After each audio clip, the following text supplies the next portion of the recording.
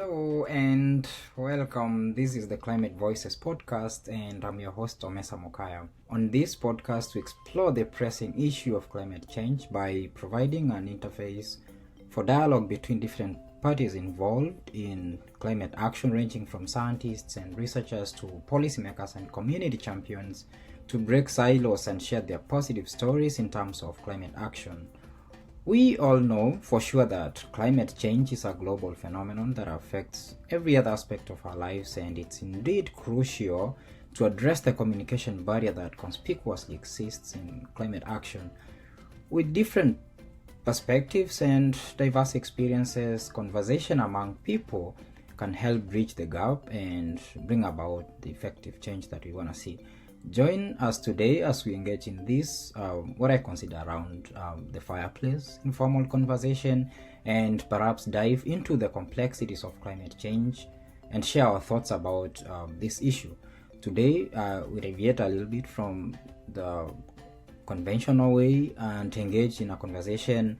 I'm going to engage in a conversation with a bunch of young people that I've had an opportunity of sharing classes with and engaged in meaningful conversations with in grad school. I mean, it's a full house, so I'll just let them introduce themselves and say a little bit about what they do, and we'll pick it up from there. So who wants to go first? Andrew? Sure. Hello everyone, my name is Andrew Shure. I graduated with OMESA and focused in school a lot on how do we communicate climate change. And right now I'm going to be working for Deloitte as a consultant in their government and public services group, where I'll be working on climate sustainability and equity related projects for the government. So everything from coastal resilience to bringing climate technology in to help address issues like wildfire risk. And I guess how I'm feeling about climate change, I'm very hopeful for the future. I mean, just the people around here in this room give me hope for the future, and I know that increasing the amount we talk about this in public, even though it's very difficult, I find it difficult to talk about it in my daily life. I think it's important for us to talk about that, increased conversations like the Climate Voices podcast we have here, and to really raise a sense of urgency, get people to really feel climate change and what's happening, and then that will create momentum for governments to really create solid policies that enact systematic change into the future. It's amazing. Actually, I remember being in class with you and you bringing your experience working before as an engineer, and this is pretty amazing. It's not like we have to be environmentalists to look at things and know that the climate is changing. What you're trying to tell us is this hope, and this hope in communication. I think one thing that you're so passionate about is communication, and I know actually you did one of your final papers was in communication, trying to come up with the tools on how to address it. So thank you so much, and so we move to our next guest. Yeah, my name is Abe Farley, and I started thinking more about, I guess, climate change when I was living overseas in East Africa. So I'm from the Midwest, and very temperate climate, and when I was living in sub-Saharan Africa, and there's a monsoon season and dry season, there's much more extreme climate in that area, and it really had me start thinking about vulnerable populations in places that don't have quite as much infrastructure as we do, but also just a little bit more vulnerable to those extreme events that happen. So I then studied water resources a bit when I got back to the States, and that's what I think about now in terms of what issues that we might be facing in the near future, both from a water scarcity standpoint, but also water quality, and yeah. Thank you so much. I like that you have had an experience of coming from the US and working in East Africa, and having to see the experience there, what people are going through, and picking some lessons there from, especially in agriculture, in water shortage, because we know climate change is impacting those sectors. So I come from Kenya. I've experienced the impacts in real life, and then I come here, see people are so passionate. I only thought that we are the only one who care about the climate changing, but I come here and find someone like you coming from the US and having experienced those and seeing what people are going through, it gives you that motivation to be wanting to be part of the solution. So thank you so much. Yeah, so we move to our next guest. Hello, my name is Kat Cobelt, and I was a colleague of Omessa at Clark, and I'm now working for a regional planning agency, and we work with climate projects all over the state, anywhere from water resources to clean energy to climate resilience, coastal resilience as well, and so that's what I'm doing now. Hi everyone, my name is Mahalait. I'm from Ethiopia. I am a colleague with Omessa, Clark University. I studied environmental science and policy, and my major was climate change and adaptation. I want to work on clean energy because I believe the energy is the biggest polluter and that causes climate change. I'm currently working as ESG Sustainability Associate with a private company that works in different projects. Yep. So we move to our next guest. Thanks so much for having me, Omessa. My name's Katie, and it's been so great to get to know you over the past few years during our graduate studies. One thing that has always really interested me is the intersection of large-scale actions, such as how federal projects from the United States can impact climate actions and adaptation in different countries, and how that ties in with the individual actions that people can take both in the US and all over the world. So one of the things I'm excited to start on is getting engaged with NGO that's local here, right here in Massachusetts. And I'm interested to see where that goes and how I can work to inspire normal people who aren't necessarily interested in climate change in their day-to-day lives to take just small actions that can have an impact on this really crazy, terrible, horrible, wicked problem. I couldn't find better words to describe it. Yeah, so thank you so much. We move to our next guest. Yeah, so my name is Justin Ricky.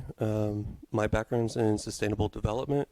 I currently work with in workforce development, working with refugees and immigrants that are displaced and looking for work here in the United States.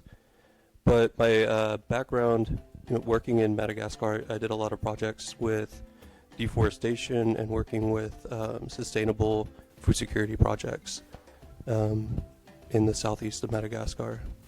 What I can see is like I'm in a room full of experience and diversity. People who've worked in different sectors, from sustainability to hydrology to working with communities, and myself trying to figure out what I'm actually good at.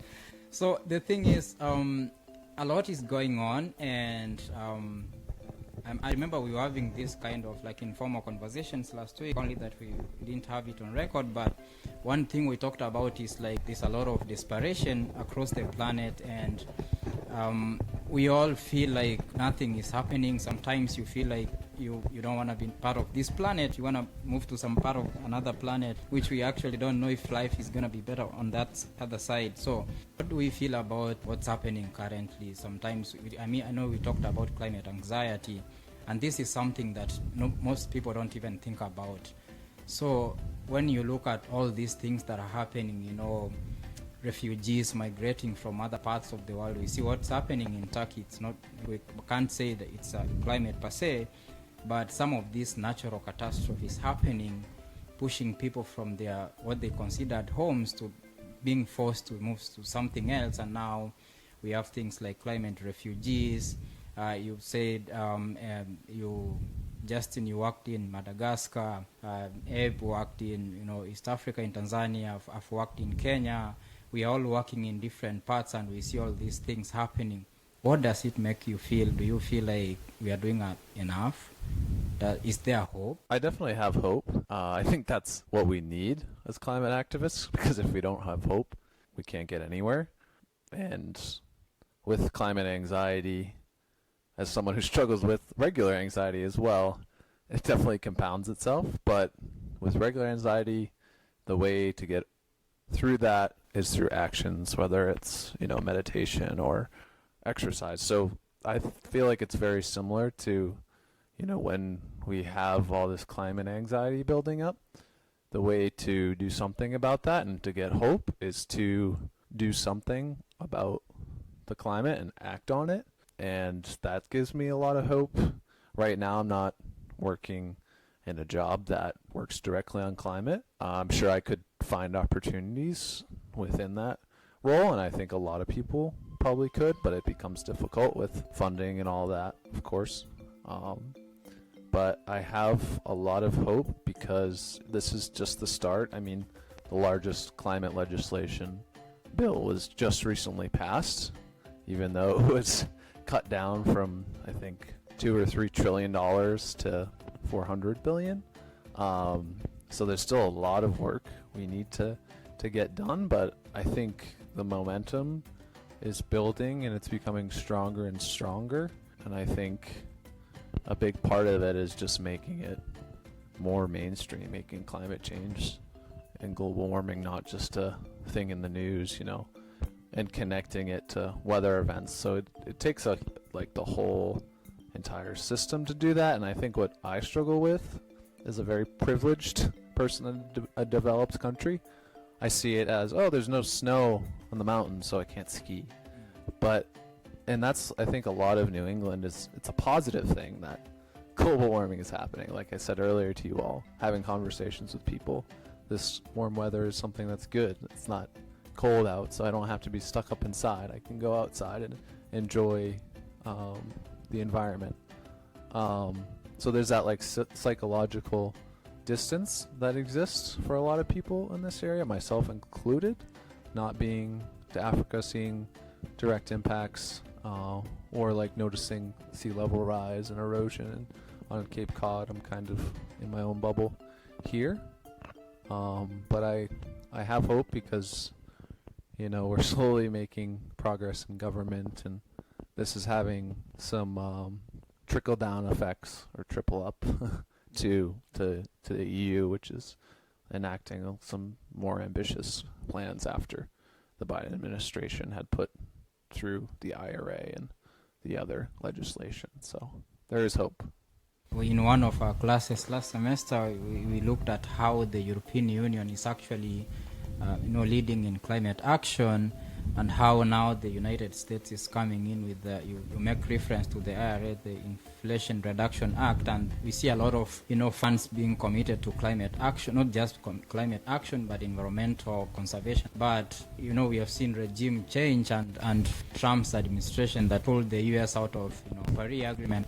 But now with Biden's administration and the amount of resources that are being channeled into climate action, something that brings hope. It gives us hope that they're actually being recognized, that it's happening, and it's not just here in the US, but most of the work that is being dedicated is actually impacting people overseas. And you mentioned that there's hope, and as a young person who is being impacted, and I learned, we were having informal conversations again with you, and you brought up this term about climate anxiety. I never looked at it before in that perspective, but you try to sit back and look at it, you're like, it's actually happening and people are being affected, but without even realizing it's because of climate. And you're so passionate about, again, I make reference to your work in climate communication, and one of the slogans I always use for this podcast is, we are addressing the climate crisis one conversation at a time, because people are not even talking about it enough to actually realize what is happening. So I really appreciate what we're having here today. It's young people who are talking about issues that are facing us mostly, but being impacted from different capacities. So I really appreciate all of you being here today, and I like the perspectives that you're giving. So like Andrew just said, what he feels about the climate crisis. Yeah, I can jump in on that. I guess I always choose to have hope. It's just me, I guess. Not only on climate change, in general. I always look for something that gives me hope. And regarding energy especially, the current Ukraine and Russian war made European and the US to look for clean alternative energy sources, and that gives me hope that countries may divert completely into renewable energy, and that will help the climate, the carbon emission reduction. And also Andrew mentioned about the Inflation Reduction Act that has a huge amount of money that will help the state to divert into this clean energy thing. So that's my hope, I guess. Also, something that is hopeful for me is specifically about climate anxiety is that the younger generation, I think especially Gen Z, but also millennials, and this is like a generalization, they're more used to talking about mental health and anxieties and stresses and worries more than the generation before us. So when it comes to climate change, it's important that they are used to talking about those types of things, and then they, are more vocal and feel comfortable talking about how much climate change is stressing everyone out and what can we do about it, instead of maybe previous generations who were quieter about it and didn't know how to vocalize things like that. So of course these are generalizations, but I think that's hopeful, is seeing the next generation and knowing that how much we can rely on the youth because of what they've already, all the strengths that they already have. That's a really great point, Kat. And I do think that it's inspiring to see how much our generation and the younger generation cares and is truly passionate about climate change. And I will also say that it is not enough, because we are still relatively early in careers, and Gen Z is very, very early in their careers. And so the people with the expertise and the money and the political authority to make the biggest impacts are also the ones who need to step up at the same time. Fortunately, I think it's okay to let youth generations be leaders in some ways, because when you look at the ways that our education system works, if you're trying to impact the thinking of adults, often you will try to teach their children something, and children can then teach their parents. And when you are, as a parent, are so invested in your child, you start to become invested in what their interests are as well. So I think youth education and youth movements are truly promising, as long as we try to filter that up to additional action as well. Yeah, I mean, picking up on that thread, there's a lot of philanthropy going into like on the ground work, right? So like you spoke about, reaching out to kids so that the kids, if the kids believe in something, they're going to annoy their parents enough to where they're going to also fall in line. That's just the way it works. And that is kind of an on the grounds, movement. But there's a lot of philanthropy that's going into groundwork, like small grassroots programs. And I think that gives me a little bit of hope that, if you take the government out of it, there's still a lot of organizations, small organizations that are doing a lot of work, and just a little bit, building on one person and another person, and, over time creating a bigger impact. Yeah, and then it's also amazing that children these days are interested in science and climate change. I had a chance to visit my cousin in Vegas, and I was talking with her son, who's I think 7 years old. I was amazed by his knowledge about climate change. Yeah, and detail how carbon emission affects human health and everything. And that really gives me hope. I don't think at that age I know about climate change. That's interesting that you mentioned that young kids are actually talking about climate change.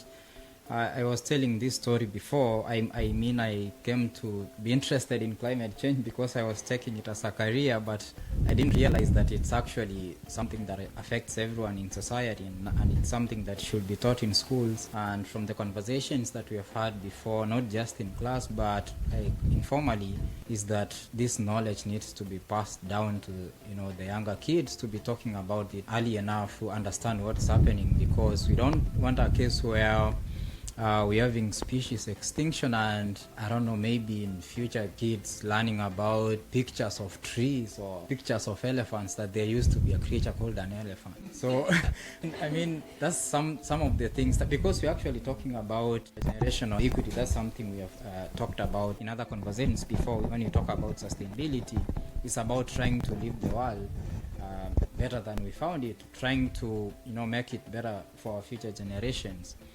I don't know who said that, but this one saying I heard, that we never inherited the planet from our parents, but we borrowed it from our children. So something borrowed, you have to pass it back. You don't want to pass back something that you borrowed in a bad condition, because if you feel like you inherited, you feel the entitlement. So if you borrowed it from your children, so it means you have to pass it down. So, and I think that's a really good frame to But, motivate sorry to interrupt. Andrew, you made reference sometime about privilege, and that's something that we rarely look at, and it features most in climate conversations, especially when we look at the aspect of justice. The global north versus the global south, and these are conversations we have been having over and over again. How climate change impacts people in the global north versus how it impacts the people in the global south. That's a conversation that most people, especially in the international arena, tend to shy away from. Do you feel like enough is done by the people who did a lot to contribute to the climate crisis? Are they doing enough to address the climate crisis to save humanity in the global south? I don't think so at all. I mean, I think the U.S. is responsible for 25% of the carbon. That's the carbon stock in the air, and the EU is responsible for another like 25% or something like that. So we are responsible for a lot of the warming that's already occurred. And it seems like we gave $1 billion or something like that recently to developing countries as kind of like climate reparations, but we continue, not that it's a bad thing, but we continue to invest in our own kind of decarbonized future in technologies, which is, hundreds of billions of dollars. So I really don't think it's enough, not nearly enough, especially considering we're a big reason why a lot of the warming and catastrophes have happened already. But playing this blame game is really difficult in the political setting, and really hard to kind of negotiate and say that we caused all this. And I think that's where a lot of the hang up comes from, is people not wanting to take the blame for what's already happened, even though it's the writing is on the wall. I'd be interested to hear what everyone else has to say on that. I was gonna say, I think I agree with Andrew. I think as long as countries from the global north are continuing to participate in these associations and conferences and things that just kind of result in just like an empty promise, there's not nearly enough that's being done. It's just very tokenistic. To not have binding agreements coming out of these COP conferences and, meeting of the minds, as they say, with little to no action being done after the fact. So, yeah, like I said, it's tokenistic and it's not nearly doing anything close to what it should be doing. It's not even scratching the surface. So I think there's a lot of responsibility that needs to be held with these leaders who talk the talk. Also, with responsibility comes the admission of the effects of developed countries on climate change, and then climate change effects on global south and those impacts back onto developed countries. So that was a roundabout way of saying that, but one example I'm thinking of in particular is what some folks in the United States would refer to as the immigration crisis, and many of climate refugees displaced from places in South and Central America, in part by climate change, are arriving at the U.S. southern border. And there is absolutely a responsibility of the United States to take some action for that, because the United States caused at least some part of that. So I think there's a lot of stepping up and a lot of leadership that the U.S. has to take, because the U.S. likes to think of itself as the global leader, but is absolutely failing in the climate arena. Yeah, I mean, if the U.S. thought of itself as a global leader in the climate arena too, it could be good. I mean, if we had a superpower in climate action, that could be really nice. Yeah, you all make reference to very important and critical points. Right now, Kat, you made reference to the COP conversations. The Conference of Parties, the last happened in Sharm el-Sheikh in Egypt, but we saw a lot of participation from the fossil fuel companies, which somehow was seen as ridiculous. Big companies like Coca-Cola funding some of the proceedings. I saw people scrambling over free soda. I mean, it was kind of ridiculous, but we're having these global processes are negotiating about who takes what. And given that the theme for this year they said it was going to be an adaptation COP, trying to push for more funding to be channeled towards adaptation, because attention has been over time given to mitigation. But we see global corporations who are involved, in fossil fuel industry taking part in climate negotiations, and people say nothing is really happening. But the argument was, if we are going to address this, we need them on the table to listen to their part and having them take part in the conversations that we are having. There's a very critical point in that, because what we are having here is having a conversation on trying to look for solutions, and one of the way to find solutions is to identify the root causes. And if these people are the root causes, what better way of solving it than having them on the table? So I might actually try to agree with that it's not all lost, and we don't really have to sidetrack them, keep pointing fingers. It's enough time. We need to act now. Like Kat said, it's empty promises. We don't need pushing on empty promises. We really have to have everyone on the table having the conversations, and that's how we're going to address the issues that are facing everyone. And trying to save the planet at large. That's a really great point, Omesa. And part of the reason why I think it's so important to have fossil fuel companies at the table in climate solutions is because no one profits from vilification. We love to hate on these villains in climate change, but any fossil fuel company that is aware of the reality will soon come to admit, or many have already realized, that their business model is unsustainable, and eventually they'll just go out of business, whether they are denying climate change or not. And so recognizing that there are humans behind every business decision and trying to speak to the people's hearts and refraining from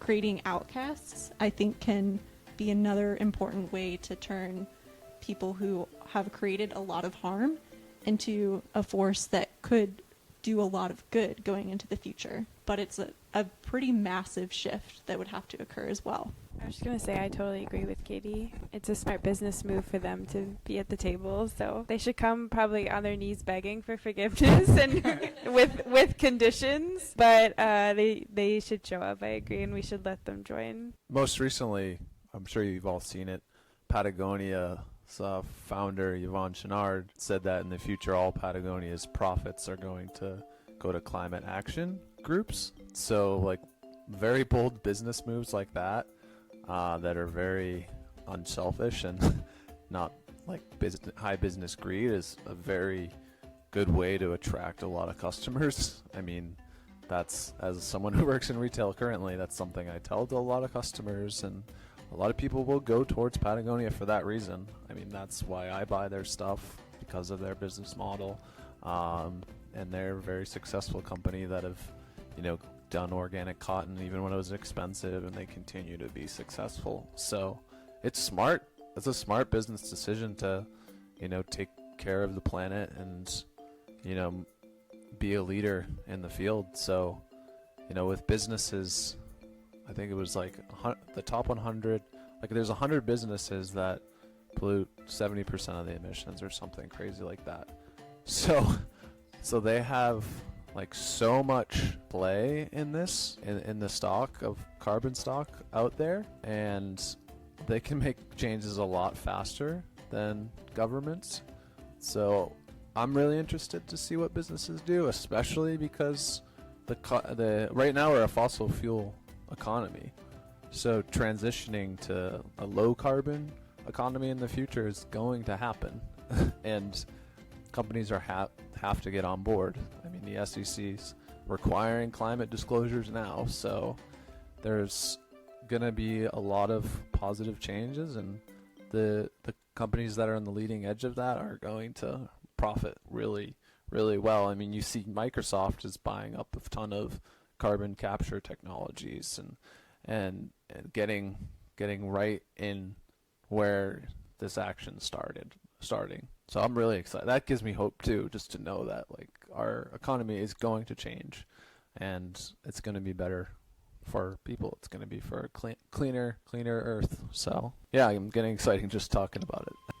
Actually, regarding the renewable energy, especially solar panels, my concern is I don't think it's getting much attention about the waste management, the e-waste,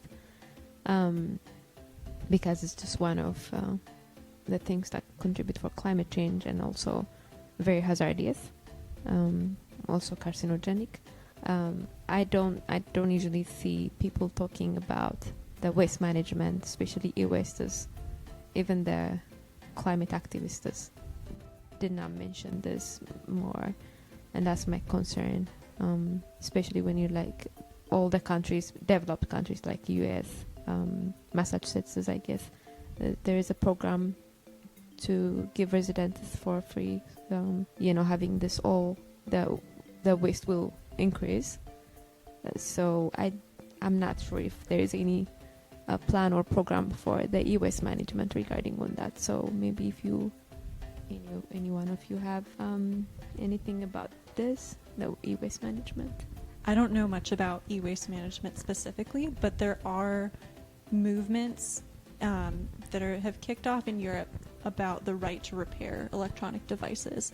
And that's something that gives me a lot of hope. And it's based around the idea that electronic devices hold such important and valuable metals and elements that are so costly to extract from the earth, not only monetarily, but also from a justice, social, and environmental perspective, that if we can make it easier to repair our electronic devices instead of just replacing them all the time, they will be much more sustainable. And I think that also ties in with reducing consumption of buying the latest thing all the time, which can definitely trade off with buying a new, more energy efficient device. So it's a problem that the environmental movement and our culture around the world is going to be grappling with for time to come. Yeah, I think your point, Mala, is really important. I think as we quickly transition to more solar panels and batteries and just everything running on, being electric, I think that's something that we really need to be careful of, because it's a really slippery slope, and especially in the US the transition is and will be really quick. And so if we don't have that infrastructure for waste management in place, then we're kind of just creating another cycle. And so yeah, I think that's really important to keep bringing up in these conversations. I'd be interested to, right now, unfortunately, there isn't really a market for that recycled goods, and it's cheaper and more economically viable for companies to extract those materials. So I'd be really interested in the future of how we make it more economically attractive to use recycled goods. I know my uncle actually works for Tesla, and he's doing a lot of work on, Tesla wants to have their car almost 100% recyclable into the future. So creating that circular economy where you have, cradle to cradle instead of cradle to grave is going to be really important, getting away from the linear economy. And I heard a podcast that was talking about how do we get like mining and minerals companies to kind of switch their whole business model to be these like massive recyclers of the future. So that's what I'm really interested in, because like you said, we're going to put ourselves in the same problem, maybe even a worse problem, because of the destruction of extractivism. I talked with someone this weekend that works for Blue Origins, I think it is, which is like the Jeff Bezos company. And he said they're working on moving manufacturing to the moon so that they can divert the problem somewhere else. So I really hope, we're spending money in other places other than that. And like focusing on our planet and how we take care of that. So yeah, that was really interesting. Sometimes it starts with the individual, it's personal responsibility. We are trying to run away from problems. We make planet Earth inhabitable, and now we're trying to run away to look for life in other planets while we have this one that we need to take care of. So, I mean, we can sit here and have these conversations like the whole day. But yeah, so I'm grateful for all the contributions you guys are making, and for anyone who's listening out there. I mean, I like that we're having the conversations. At the moment, the podcast, as I mentioned in my last episode, it started like 6 months ago, but now we have audience in like I think 21 countries at the moment. So all these conversations are going out there, and people are listening and getting these different perspectives. So as we come to the end of this, I don't want to sit here the whole night. What one thing could you tell these people in these 21 countries who are listening, and more will be listening in future, because this is going to be out there for people to listen to? What could you tell anyone who feels out there, who feels so stressed about the happenings, about who is being impacted? We have these models about sea level rise, future sea level rise, about increased desertification, about the future pandemics and diseases like coronavirus and all that. What could you tell someone that feels so desperate and feels so depressed about climate change? Yeah, well, I think something that you hit on was you talked about individual action. And I think when looking at the urgency of the issue and then the scope, like the huge scope, it's really hard for people to relate their decisions broader picture. It's really easy to think of your like individual actions just noise of the big signal that's being, or the greater trend in climate change. So it's something that I struggle with, but really trying to connect, I guess, your individual decisions to like the broader picture, the bigger picture is really important. And then something else that we talked about e-waste, and just in terms of like due to the urgency of this issue, like there will be like some missteps almost. Like we ideally will be able to have like a nice thought out process for this transition, but there will be times when there are I guess amendments will have to be made. If I would say something to people who are concerned about climate change, just have faith and hope, and little contribution will change. Create awareness, educate people about climate change, share what you know, be mindful on the consumption and the material we use, and think about the future for other generations as well. I think it's just a way of not to be selfish, I guess. To think about climate changes, I guess, not to be selfish. That's what I could say. Thank you, Misa. One of my final thoughts would be to find something, or more specifically one thing, that animates you about the climate crisis. It's really, really overwhelming if we try to worry about all of the different aspects, and if we try to tackle all of the problems. There's way too many for any one person to worry about all at one time. So I'm trying to find one thing that I'm truly passionate about in the climate crisis, and then find a way to scale up my individual action into more collective action. So whether that's working with your company, working with your employer to tackle one aspect of your workplace and make it more sustainable, or work with your, if you have a retirement account that's either employer sponsored or some other type, make sure it's not invested in fossil fuels, or make sure it's invested in companies that are putting their money towards solving the climate crisis. Or if you're in the US, or contact your legislator about climate legislation. Apparently, legislators will see a significant interest from their constituents if they have like 4 people contact them about an issue. It's an absurdly low number. So just like reach out to them. There's form emails you can send. Just give them a call, leave a voicemail, send an email. If you want to get involved in actual advocacy, there's lots of grassroots organizations that do that. So find a way to pick one thing that you're really truly passionate about, and then scale up your impact.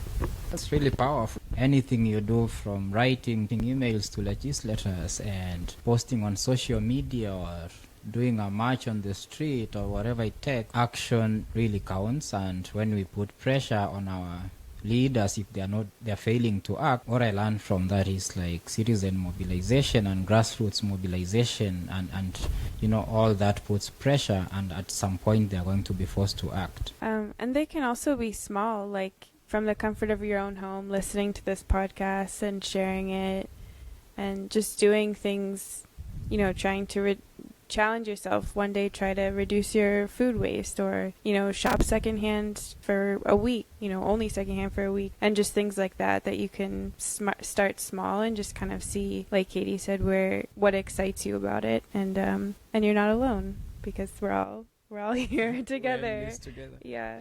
I'll add to, keep faith, like Mahalat said earlier, and just know that, we're all here working on climate change in some form. Like, work is getting done, and there's a lot of people that are very passionate about this subject, like never before in history. I think, I'm sure there's some similarities to other causes and acts. Have we had, this kind of catastrophic global event that affects everything? Socially, economically, culturally, the impacts are huge. Like, this is a massive movement, and I'm actually honored to be a part of it, to be honest. Like, to be around people like you that are so motivated by this, that are like, our hearts and souls are in it. Like, not many people can say that their work is their like heart and soul, and they give so much to it. Like, I feel very privileged to be here, and honestly, it's a great movement to be a part of. The people are very caring.